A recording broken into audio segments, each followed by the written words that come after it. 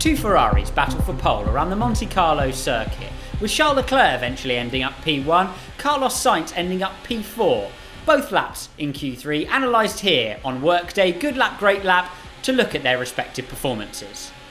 Sainz will allow a bit more of a rolling phase through turn 1, getting out of the brakes and allowing the car to deal slightly better with the bumps, taking a few more kilometres apex speed in the mid-corner. Leclerc will turn in from a slightly wider line on the way into Casino Square, with Carlos Sainz pushing the car in earlier and finding the perfect area here on the left-hand side to open up the second part of Casino Square. Leclerc is on a bit of a difficult line here and can't quite get the car in, allowing Sainz to take more speed through the mid to exit of Casino Square and getting the throttle harder on the run down to Mirabeau, of course avoiding the bump on his way down there.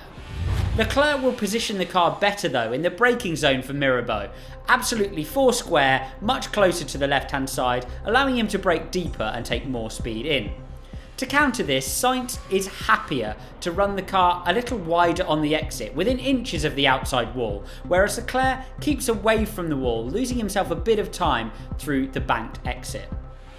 As they run from the hairpin to Portier, it's clear there are setup differences between the cars. Leclerc has a bit more point through the front end and a bit more compliance in the mid-corner, allowing him to point the car in more aggressively. Sainz has to brake subtly earlier and earlier, getting out of the throttle and into the brake pedal to allow himself to get back in the throttle on the exit harder and roll the car through the mid-corner. He will actually work well with this technique and gain a bit of time on his way down to the chicane, where Leclerc's car will come into its own in a great big braking effort downhill. He has so much grip and compliance on the way into that first apex curb. Sainz brakes a little earlier and is aiming to get the exit until, as you can see here on the telemetry data, he suffers with a bit more wheel spin and has to lift out of the throttle, with the orange line moving towards the base of the telemetry trace, losing him throttle angle and time.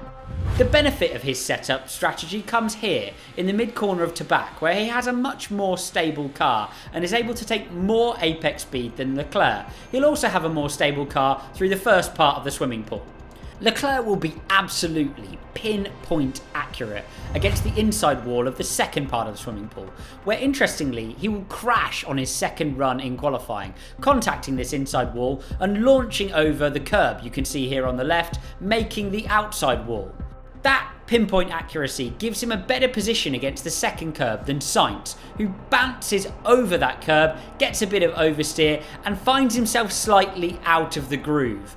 messing up his braking point for Rascasse, locking up the outside front and running very wide, which is the main difference between these two drivers throughout the lap. Leclerc is absolutely accurate though, and doesn't suffer the little bit of wheel spin that Carlos gets on the exit. They're very similar through Anthony Noakes, both struggling with the bumps on the way in, Carlos finding a bit more understeer but not losing too much time. The damage is already done though, a wide line taken, a few tenths lost, and the difference between P4 and pole position in this duel in the crown of Formula 1.